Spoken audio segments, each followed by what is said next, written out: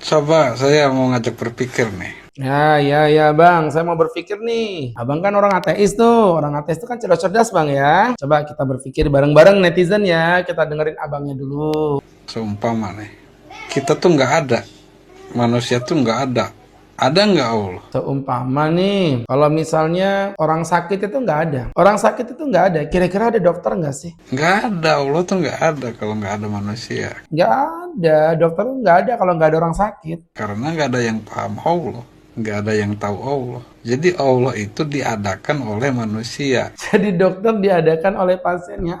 Abang sehat, Bang. Di mana-mana orang sakit dulu, Bang. Baru muncul dokter untuk ngobatin. Dokter itu ada karena memang adanya penyakit tadi tuh, adanya pasien-pasien yang sakit. Jadi, Abang ya dengerin Bang ya. Kalau misalnya Abang menyamakan kalau nggak ada manusia maka nggak ada Tuhan. Itu Abang ngelawak deh kayaknya ya. Justru Tuhanlah yang menciptakan manusia. Ya kalau misalnya Abang berkata, "Oh, itu kan kalau nggak ada manusia Allah nggak bakal dikenal." Ih, kata siapa Abang ya? Jadi manusia nggak butuh Allah.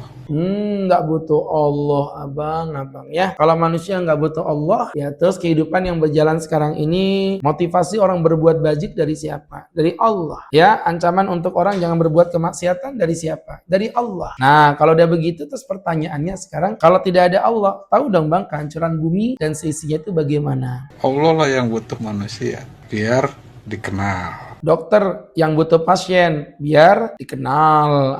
Ya, wahai abang ya. Buktinya orang-orang yang tidak bertuhan, yang tidak berallah hidup, walaupun dia nggak tahu Tuhan, walaupun dia nggak tahu Allah, semuanya hidup. Hewan aja hidup nggak tahu Allah. Iya, tapi hidupnya kan selevel dengan hewan, Bang ya.